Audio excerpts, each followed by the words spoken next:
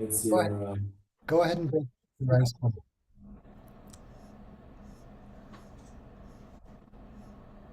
what was the conclusion? Conclusion is you should chant. All right. Namo Vishnu Padaya Krishna Preshtaya Bhutale Gurudas Jayadvaita Swami Namine Namo Vishnu Padaya Krishna Preshtaya Bhutale Srimate Bhakti Vedanta Swami Namine Namaste Saraswati Devi Gauravani Pracharine Nirvishesha Shunyavadi Paschatya Deshatarine Jai Shri Krishna Chaitanya Prabhu Nityananda Shri Advaita Gadadhar Shivasadi Gaur Bhakta Vrinda Hare Krishna Krishna Krishna Hare Hare Hare Rama Rama Rama Hare Hare Hare Krishna Krishna Krishna Hare Hare Hare Rama Rama Rama Hare Hare Hare Krishna Krishna Krishna Hare Hare Hare Rama Rama Rama Hare Hare Hare Krishna Krishna Krishna Hare Hare Hare Rama Rama Rama Hare Hare Hare Krishna Krishna Krishna Hare Hare Hare Rama Rama Rama Hare Hare Jai Om Vishnupad Panamansa Pariprajaka Shri A.C. Bhakti Vedanta Swami Maharaj Prabhupada Ki Jai Ananta Koti Vaishnava Vrinda Ki Jai Namacharya Srila Haridas Thakur Ki Jai Prem Sakaho Shri Krishna Chaitanya Prabhu Nityananda Shri Advaita Gadadhar Srivasadi Gaur Bhaktivinoda Ki Jai Sri Sri Radha Krishna Gopinath Sham Kund Radha Kund Giri Govardhan Ki Jai Vrindavan Dham Ki Jai Navadvip Dham Ki Jai Jagannath Puri Ki Jai Ganga Mai Ki Jai Jamana Mai Ki Jai Tulsi Devi Ki Jai Bhakti Devi Ki Jai Samaveta Bhakta Vrinda Ki Jai.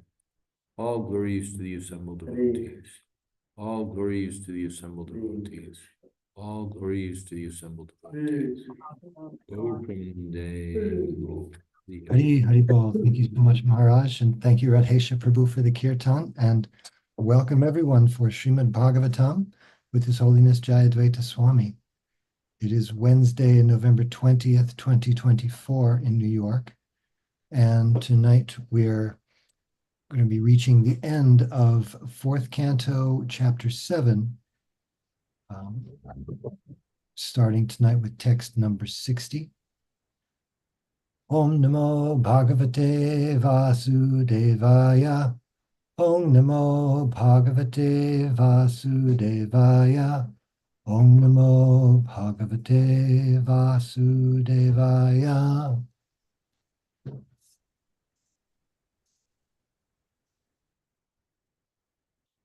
Etad Bhagavata Shambho Karma Daksha Dvara Druha Shrutang Bhagavatachishyad Udavan me Brihaspate.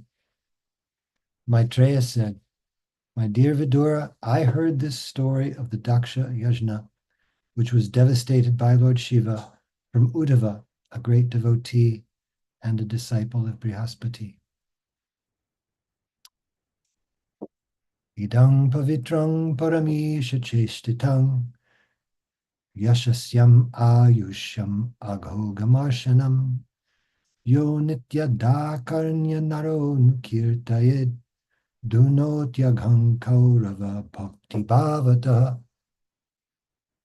The great sage Maitreya concluded, "If one hears and again narrates with faith and devotion this story of the Daksha Yajna as it was conducted by the Supreme Personality of Godhead Vishnu, then certainly one is cleared of all contamination of material existence, O son of Kuru." Thus end the Bhaktivedanta purports of the 4th canto, 7th chapter of the Srimad Bhagavatam, entitled The Sacrifice Performed by Daksha. Om Agyanatimidantasya Gyananjana Shulakaya Chakshurun Militam Yena Tasmai Shri Gurave Namaha Vanchakalpatarubhyascha Kripa Sindhubhya Evacha Patitanang Pavanebhyo Vaishnavebhyo Namo Namaha. Shri Krishna Chaitanya Prabhu Nityananda Shri Advaita Gadadhara Shivasadi Gaur Bhaktivinoda. Hare Krishna, Krishna Krishna, Hare Hare, Hare Rama, Rama Rama, Hare Hare.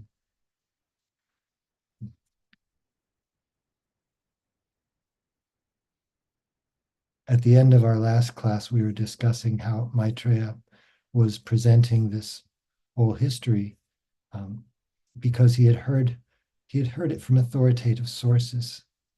Shushruma, I have heard it, and Maharaj discussed a little bit about how it is incumbent upon us as the receivers of this information to again pass it on and to ourselves become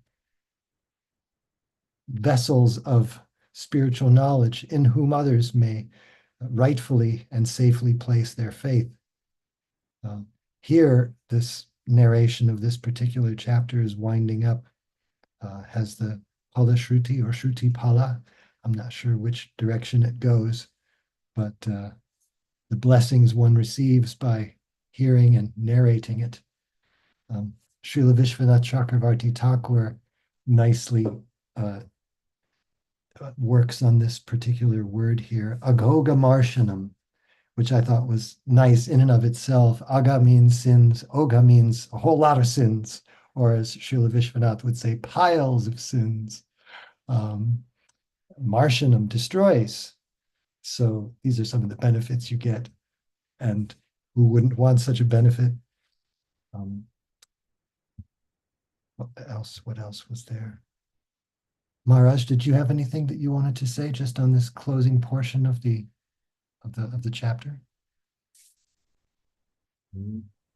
Om Vishnu Padaya Krishna Preshtaya Bhutale Srimate Bhakti Vedanta Swaminiti Namani Namaste Saraswati Deve Gauravani Pracharine Nirvishesha Shunyavadi Pashtita Deshatarine. We can just look back a little bit and review what's happened. And Daksha became, because of his pride, became offended when Lord Shiva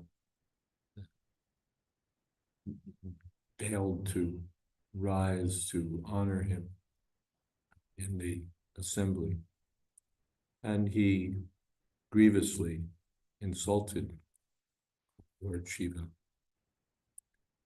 and then started another sacrifice, or other sacrifices. Another sacrifice to which Lord Shiva wasn't even invited, which was still again offensive. And But Sati wants to go. All the demigods and their wives are heading off to the sacrifice. It's a big occasion, and she hears them talking about it in their airplanes. So she approaches Lord Shiva that if you like, we can go. And he advises her against it.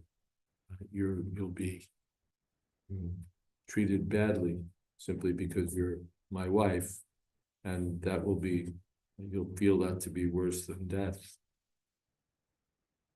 So he presages the death of Sati, advises her not to go, but she's persistent. No, please let me go. Please let me go. She's angry that she can't go, and so on. And all right, what can be done? And so she goes, followed by the associates of Lord Shiva. They make a big procession, carrying her on a palanquin. But when she arrives at the sacrifice, then her father ignores her, and all the demigods ignore her because they don't want to upset or lose ground with Daksha.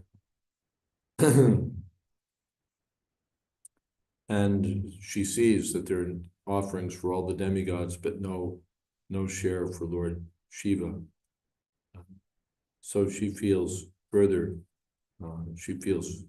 disturbed that only her mother and her sisters welcome her because they're soft-hearted, but all the demigods and Daksha just ignore her and ignore, of course, Lord Shiva.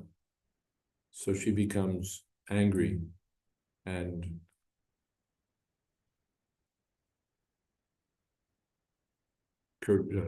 speaks ill of Daksha, and finally decides that the only thing that what she should do is kill, because she can't kill Daksha, or feels that she shouldn't, because after all, he's her father. So, although she has the potency to do it, she doesn't. Instead, she kills that portion of Daksha represented by her own body. That is to say, she burns herself up in a mystic fire, while Daksha's looking on and doesn't do anything to prevent her. And then there's a huge tumult.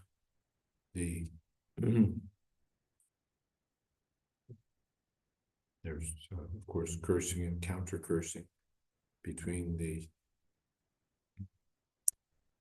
followers of Lord Shiva and the followers of Daksha, Bhrigu and so on. So that's going on.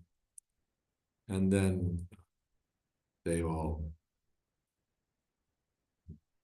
leave because Daksha has protected, not Daksha, Bhrigu has protected the Brahmins from the soldiers created by the Shiva followers. So they go back defeated, and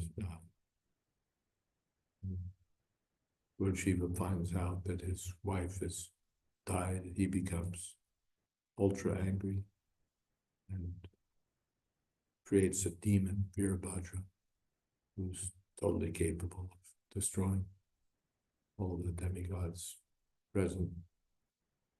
And Virabhadra goes to the sacrificial place and beheads Daksha, knocks out the eyes of one demigod, knocks out the teeth of another, and pulls off Bhrigu's mustache. All the other demigods flee. Meanwhile, they desecrate the whole sacrificial arena and tear things down. And so this grand ceremony ends in disaster.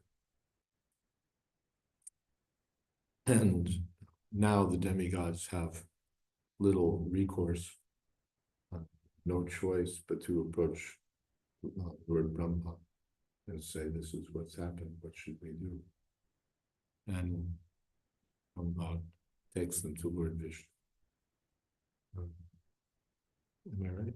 Takes them to, no, to Lord Shiva. Takes them to Lord Shiva and says that this is, you have to apologize to him.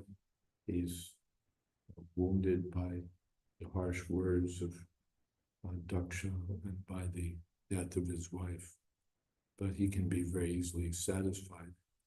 So surrender to him and pray for forgiveness, and he'll certainly forgive you, which is what happens. So they start again, a new yajna. Now, yes, they begin again. This time, or Brahma rather artfully presents to Lord Shiva that you're so exalted, you're not bothered by the petty doings of these demigods, and you're very merciful, so you can give them back their lives and their teeth and so on. So Lord Shiva does that. He arranges for the demigods to get some facility back. He gives Daksha the head of gold, appropriate head for him. And then the things begin again. And this time, Daksha is purified. He offers prayers to Lord Shiva and offers honor to Lord Shiva. And so the yajna begins again. Lord Vishnu himself appears and gives transcendental instructions. He tells them there's really no difference between Lord Shiva, Lord Brahma, and me, or for that matter, between me and all living entities. So in this way, you have to see things and not in your discriminating or prejudicial way that we like Brahma, we don't like Shiva, or whatever. Mundane mentality. Everything should be seen in relationship to Lord Vishnu. Everything should be seen as the energy of Lord Vishnu. Different and yet not different.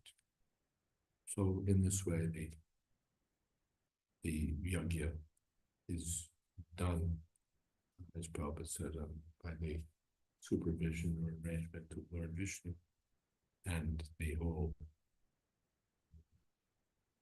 sacrifice now is successful after the previous disaster. Hare Krishna. Thank you so much, Maharaj, for taking us through the whole narrative there.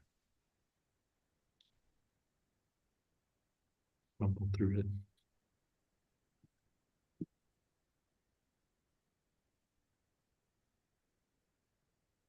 I was looking back a little bit as to how this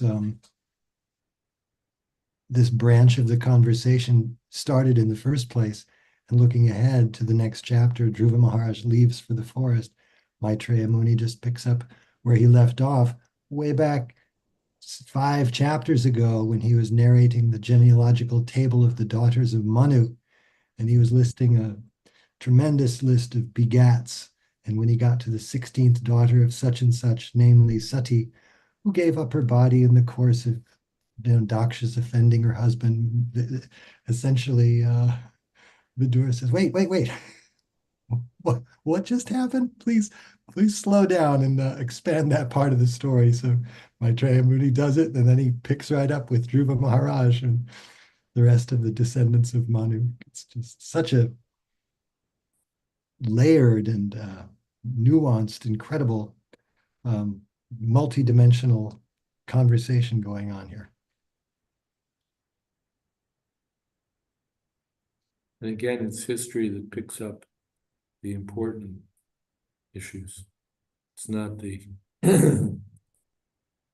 history that we're forced to learn in school, where battles and wars and generals and dates, all of no importance, but it's extremely instructive and valuable. Thank you, Maharaj. Perhaps Radhesha would like to read the beginning of our next chapter, chapter 8. Sure. Maitreya Vacha Sanakadya Naradascha Ribhur Niryati Naite Grihan Brahma Sutta Yavasan Urdhvaretasa. The great sage Maitreya said, the four great Kumara sages, headed by Sanaka, as well as Narada, Ribhu, Hamsa, Aruni, and Yati, all sons of Brahma, did not live at home, but became Urdhvareta, or Naishtika Brahmacharis, unadulterated celibates.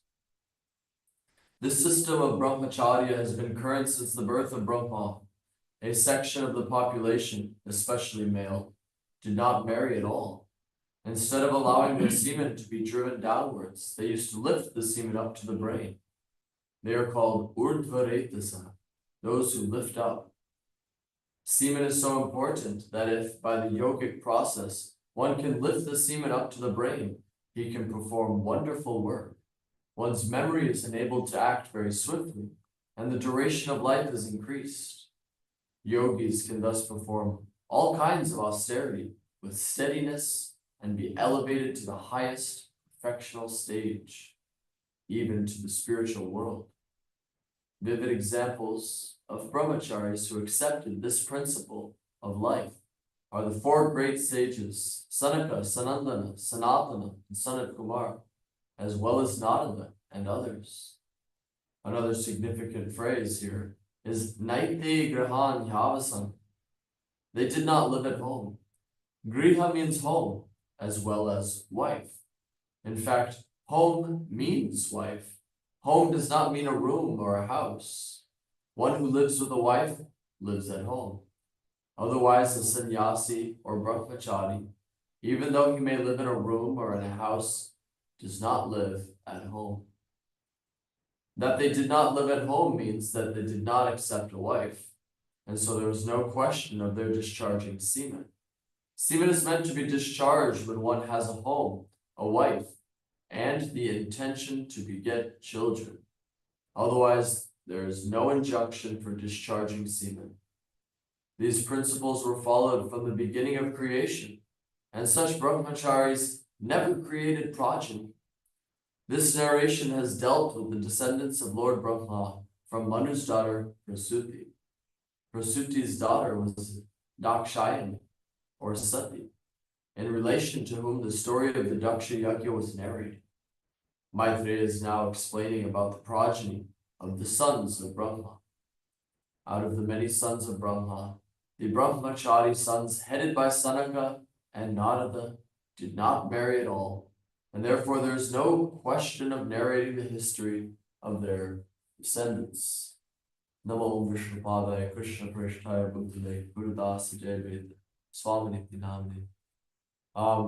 Actually, when I was very, very little, this is probably the first Sanskrit phrase I ever learned.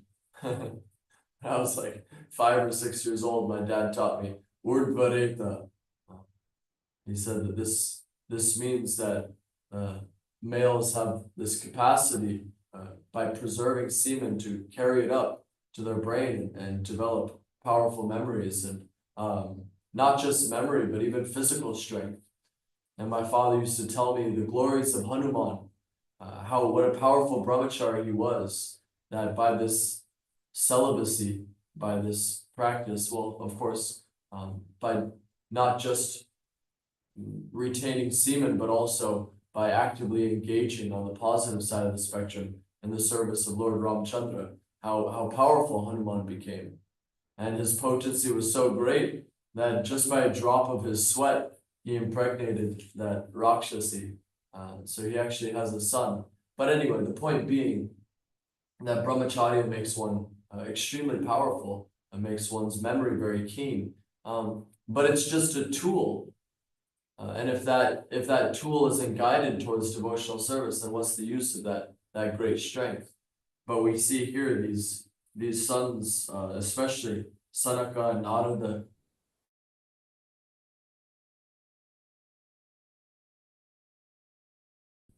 was utilized in service of Krishna, became glorious. Otherwise, just a simple restraint. We have so many examples. Shaubari Muni and Vishwamitra. There's so many examples of those who were attempting to be brahmachari by this restraint without actively engaging in the service of the Lord. And what's the value of that? But still, glorious. Well, what a wonderful thing. Word Varetasa brahmacharis. Guru Maharaj. I mean, this is a big topic. I mean, we could go on and on. The Prabhupada also makes the point that home means wife. This is the quotation from Shastra is given in Chaitanya Charitamrita. That home, the house is not the home, the wife is the home. So the Narada and the Kumars and so on, they had no intention to beget children. And so they had no need of a wife. So they didn't live at home. They lived well on the transcendental platform. Hare Krishna. Thank you, Maharaj. Any other comments or questions here? Like Radhesha Prabhu was saying, it is a topic that could certainly support quite a bit of discussion.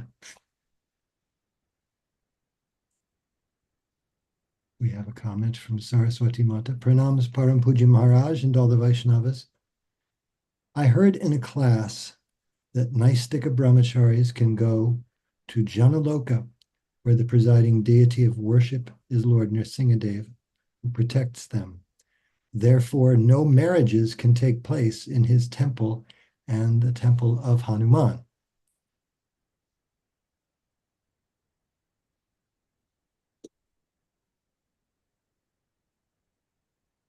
Hare Krishna. Anything else here?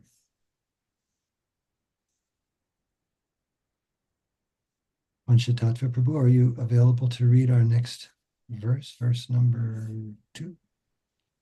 Okay.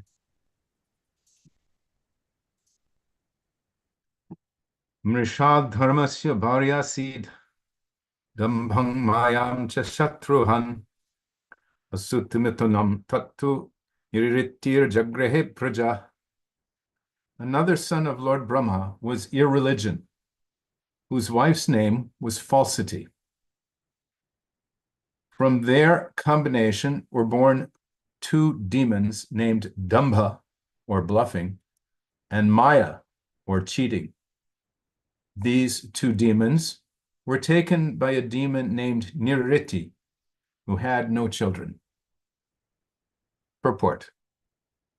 It is understood herein that Adharma, irreligion, was also a son of Brahma, and he married his sister, Mrisha. This is the beginning of sex life between brother and sister. This unnatural combination of sex life can be possible in human society only where there is adharma, or irreligion. It is understood that in the beginning of creation, Brahma created not only saintly sons like Sanaka, Sanatan, and Narada, but also demonic offspring like Nirriti, Adharma, Damba, and falsity. Everything was created by Brahma in the beginning. Regarding Narada, it is understood that because his previous life was very pious and his association very good, he was born as Narada. Others were also born in their own capacities according to their backgrounds. The law of karma continues birth after birth, and when there is a new creation, the same karma comes back with the living entities. They are born in different capacities according to karma, even though their father was originally Brahma, who is the exalted qualitative incarnation of the Supreme Personality of Godhead. Namo Om Vishnu Padaya Krishna Prastaya Bhutale Gurudasa Jayadvaita Swami Niti Namine Om Ajnana Timarandasya Gyananjana Swakaya Chakshurum Militam Yena Tasmai Shri Gurave Namaha.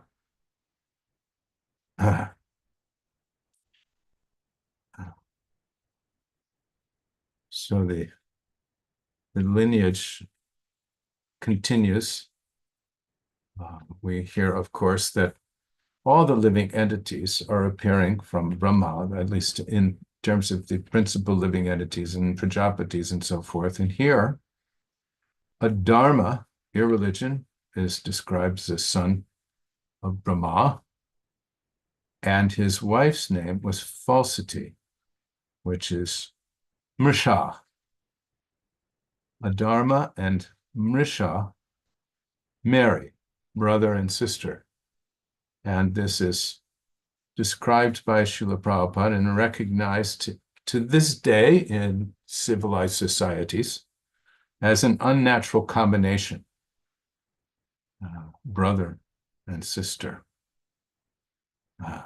And conclusively that this is possible in human society only where there is adharma or irreligion.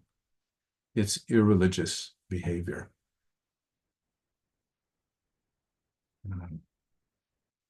Prabhupada says succinctly, everything was created by Brahma in the beginning. Prabhupada points out that Narada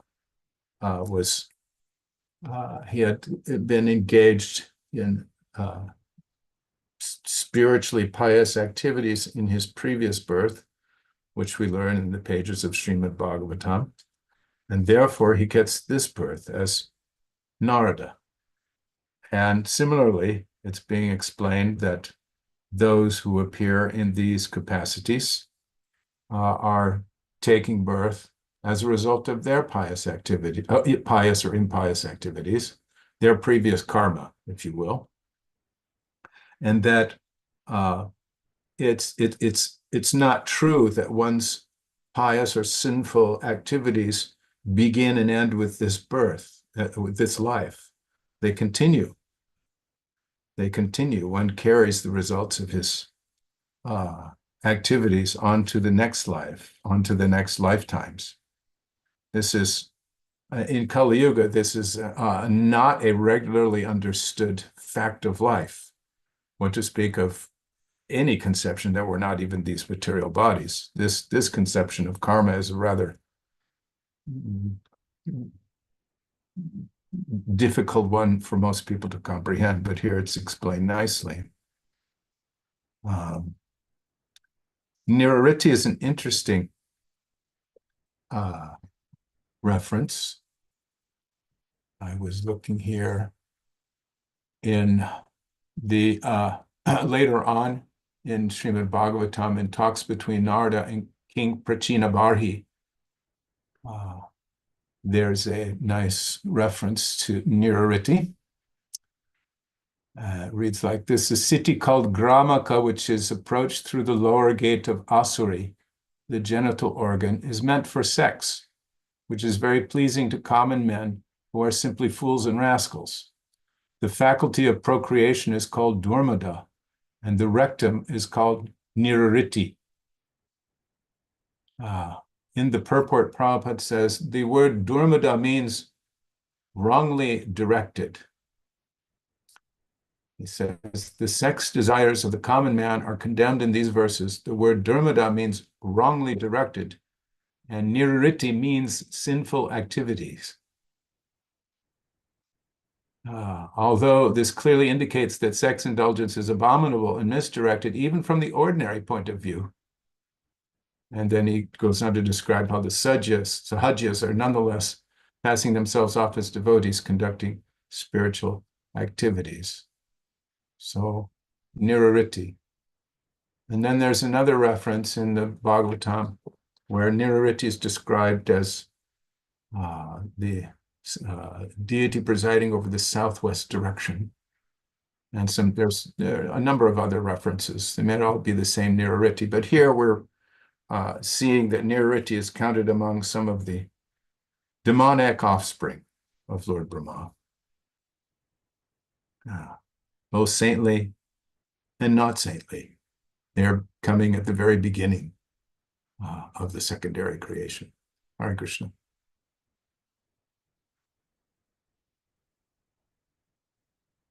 Guru Maharaj, would you like to say something? The as Prabhupada points out,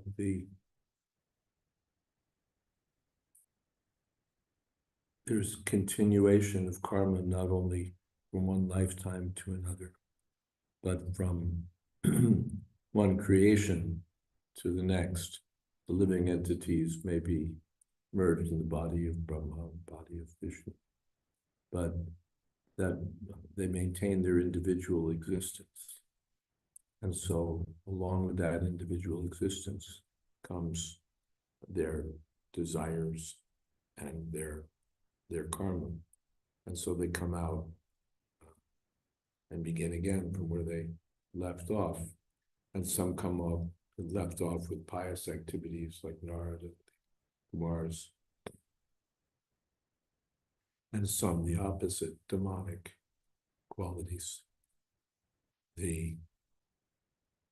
This, of course, is a crowd to avoid adharma and dambha, niriti, and so on, all factors for destruction. Vishwanath Chakravarti Thakur. This is, by piety we get positive creation and maintenance, and by sinful life we get calamity and destruction. Niriti, according to Monia Williams, means destruction, calamity. Let's see. Dissolution, destruction, calamity, evil, adversity, and so on. And this demon happens to be female. So Niriti.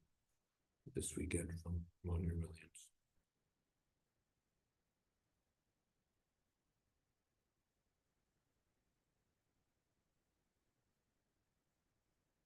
Yeah, everyone comes from Brahma, but they come out differently according to their karma. Amen. Thank you, Maharaj. Number of things in the chat, and we have a hand up, but first let's get to the first comment or question from Mukundacharan Prabhu. He says, I believe I remember reading in the 10th canto of intra-familial marriage in Krishna's dynasty. How might we understand this? Of course, there are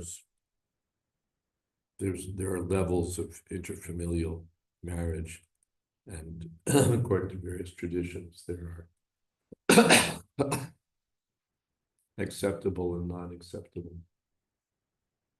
combinations. In Krishna's dynasty, it even goes into unacceptable, but when Krishna is involved, even the unacceptable becomes acceptable. Everything is elevated to the transcendental platform. And without Krishna consciousness, even the acceptable becomes abominable.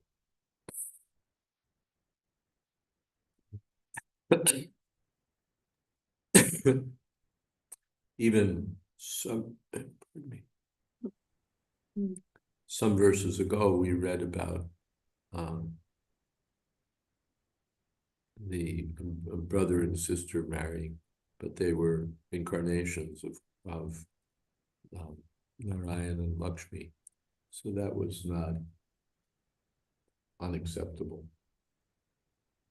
Or even later we read about Pradyumna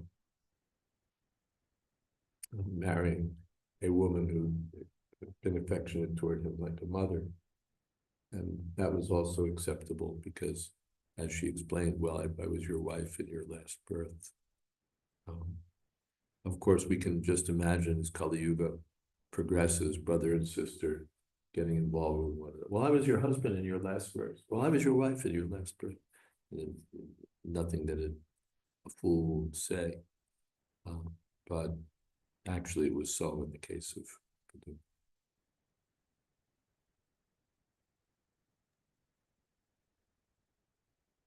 And that can be noted, by the way, that a dharma is associated with falsity. So this kind of a dharma goes on with all sorts of falsity, every kind of rationalization, every kind of philosophy, every kind of excuse. A dharma can go on where, well, we have to keep the population in check, or I read in an Indian magazine, it was a commercial magazine about commercial affairs. And one person was in advertising, and he was boasting, really. He had an assignment that we want to increase the acceptability of birth control, but we don't. It's difficult because the Indian population, Indian people, think that birth control is sinful. They associate it with, they believe it's sinful, and so it's hard to push contraceptive devices when people think that using them is sinful. And so he was very intelligent. Instead of trying to convince people it wasn't sinful, he introduced the concept of spacing, that for the health of your wife, it's important for your children to be spaced, not to have one child after another too quickly. So without mentioning anything about sinful or pious, well, this is for the health of your wife. And well, you can't be against that. So this is falsity, one way or another, to introduce sinful activities as beneficial or good or just enjoyable, or this will help keep your family together, or this will be this or that. So falsity is used as it becomes the wife of irreligion. We can perform irreligious activities and justify them through falsity. Hare Krishna. Jai.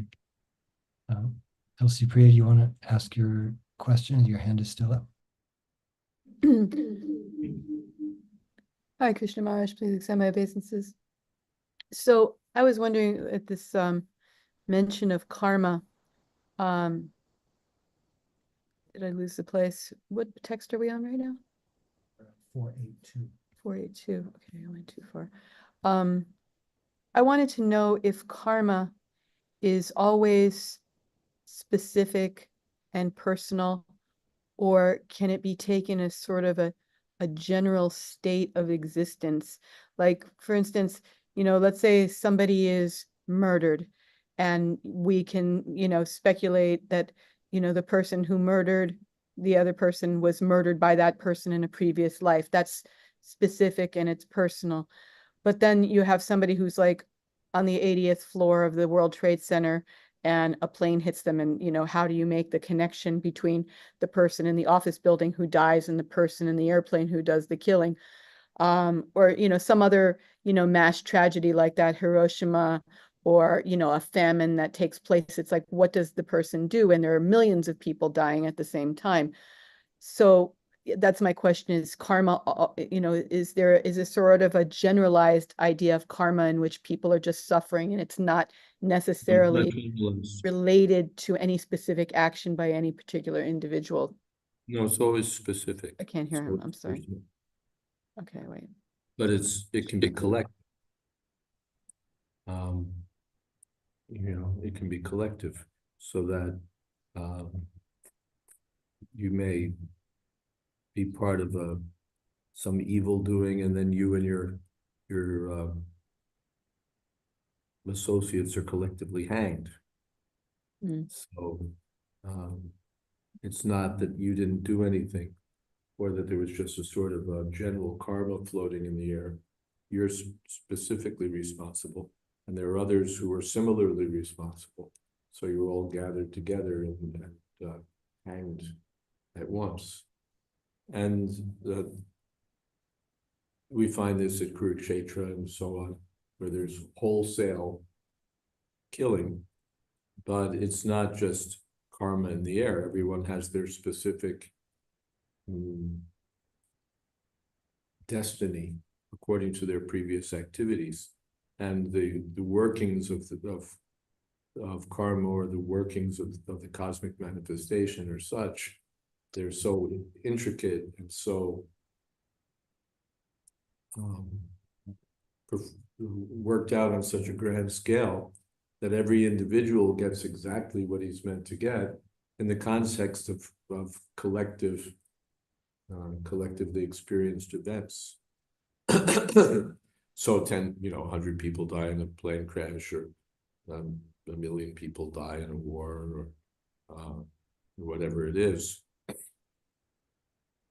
It's not just that karma's in the air and there's sort of some number who were supposed to get it, but it's specific always. It's always specific. Otherwise, why were these particular people at the World Trade Center? And there were particular people who weren't, people who were supposed to come to work that day and didn't show up, or people who came that wouldn't usually be there. Apart from, so it's personal. It can be personal and collective. We wouldn't be able to keep account of it. We look at it and say, well, why were these two people in the same plane? There's no apparent connection. But in the larger calculations of destiny, it's recorded why these particular people were there and undergoing the same fate. Thank you. Could I ask another question? When you mentioned about birth control being considered sinful, it seems to be pretty common knowledge that there have been a lot of selective abortions in India. Couples do not want to have daughters, and also infanticide is somewhat, was considered somewhat common. At least what I've heard, girl children being killed. So it seems very strange to me to hear that birth control is considered sinful, and Indians don't want to do it, and yet there's this incidence of murder, basically. Infanticide is considered sinful also. Yeah. It's not that all over India everybody's gung-ho about killing off girls. It's done, and it is regarded as sinful to the point of illegal too. Even here in India, you can't go to a hospital and get a test to determine the sex of an embryo, because they know that you may want to kill off the girl, and we're not going to let you do that because it's essentially sinful or evil or unethical, and therefore illegal. So it's not that everybody just smiles on it and says, oh yeah, fine. People in general, they all right, we got a daughter, but they don't kill off the daughter. But it is too common. It is too common in India, and therefore the laws are there to prevent these things. But still, and of course, yeah, maybe that I said it on it. Thank you.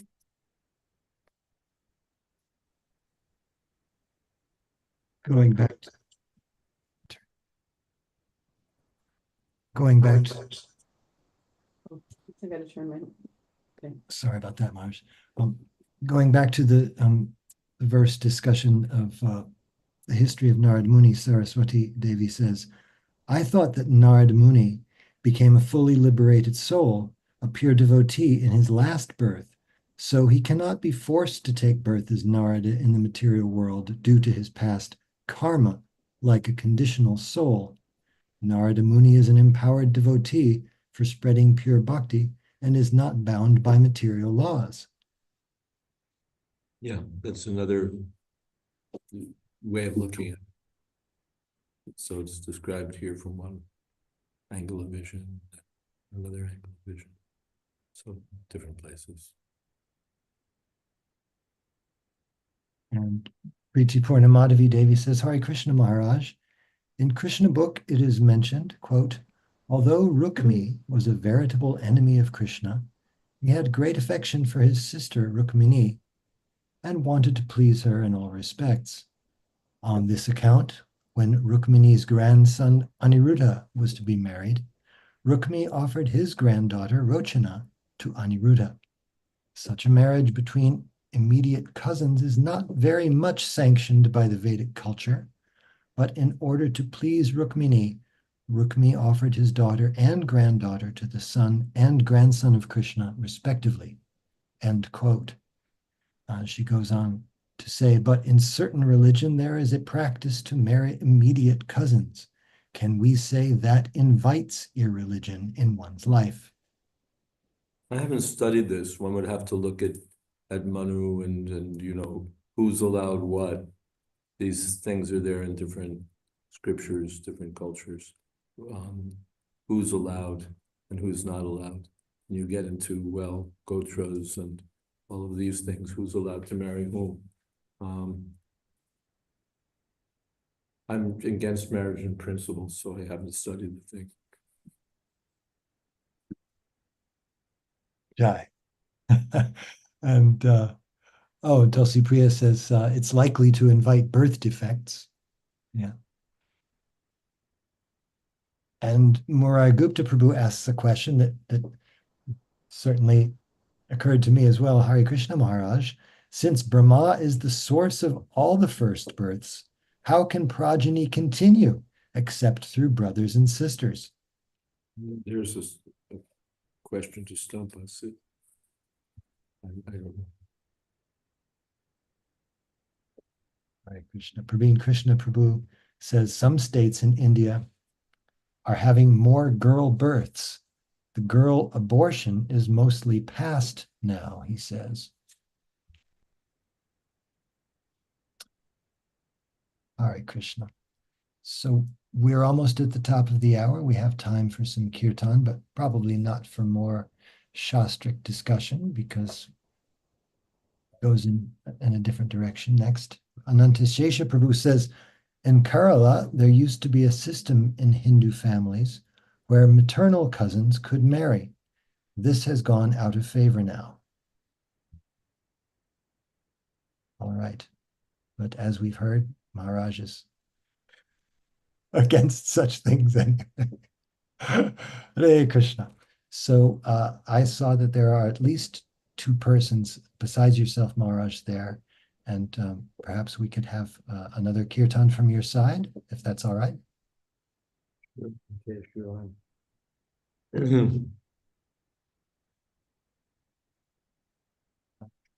Hare Krishna, Hare Krishna, Krishna Krishna, Hare Hare, Hare Rama, Hare Rama, Rama Hare Rama. Hare Krishna, Hare Krishna, Krishna Krishna, Hare Hare, Hare Rama, Hare Rama, Rama Rama, Hare Hare. Hare Krishna, Hare Krishna, Krishna Krishna Hare Hare Hare Rama Hare Rama Rama Rama Hare Krishna Krishna Krishna Hare Hare Hare Rama Rama Rama Hare Hare Hare Krishna Krishna Krishna Hare Hare Hare Rama Rama Rama Hare Hare Hare Krishna Krishna Krishna Hare Hare Hare Rama Rama Hare Hare Hare Krishna Krishna Krishna Hare Hare Hare Rama Rama Rama Hare Hare Hare Krishna Krishna Krishna Hare Hare Hare Rama Rama Hare Hare Hare Krishna Krishna Krishna Hare Hare Hare Rama Rama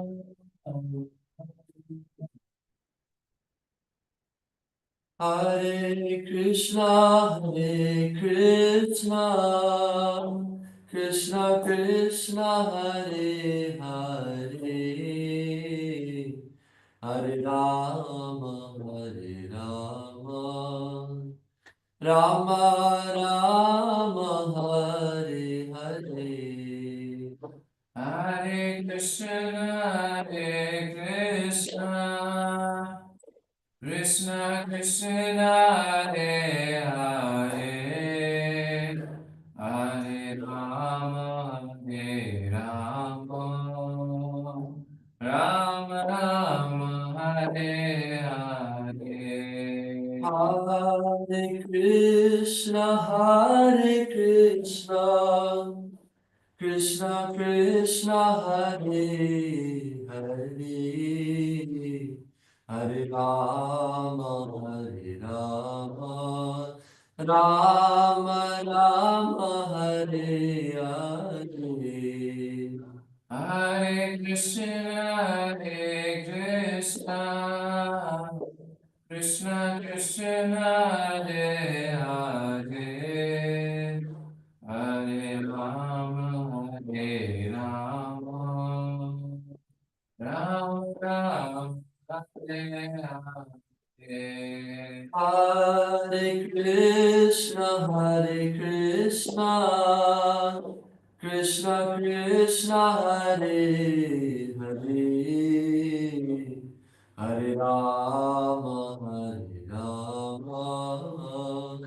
Rama Hare Hare Hare Krishna Krishna Krishna Hare Hare Hare Rama Rama Hare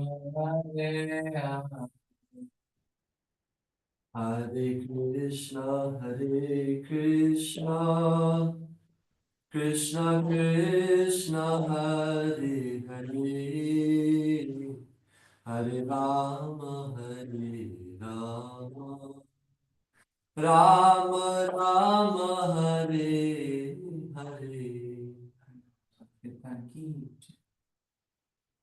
Om Srimad Bhagavatam Parikacharjashto Sri Srimad A.C. Bhakti Vedanta Swami Maharaj Prabhupada Ki Jai. Ananta Koti Vaishnava Vrinda Ki Jai. Namacharya Srila Haridas Thakur Ki Jai. Prem Se Kaho Shri Krishna Chaitanya Prabhu Nityananda Shri Advaita Gadadhar Shri Vasadi Gaur Bhakta Vrinda Ki Jai. Sri Sri Radha Krishna Gop Gopinath Sham Kun Radha Kun Giri Govardhan Ki Jai. Vrindavan Dham Ki Jai. Dev Dham Ki Jai. Jagannath Puri Ki Jai. Ganga Mai Ki Jai. Jamuna Mai Ki Jai. Tulsi Devi Ki Jai.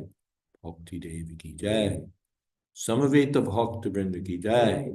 All glories to the assembled devotees. All glories to the assembled devotees. All glories to the assembled devotees. Gaur Premanande. Hari Hari. Hari Haribol. Thank you so much, Maharaj, and thank you, Rakesh and Radhesha, for the kirtan.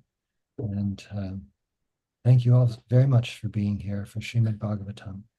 Srimad Bhagavatam ki jai, Srila Prabhupada ki jai, His Holiness Jayadvaita Swami Maharaj ki jai.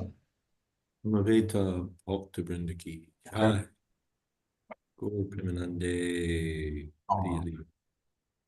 Thank you, Gurudev. Thank you, Panchatattva Prabhu. And thank you, Kendra. Jai Kendra Prabhu. All. Hari Krishna.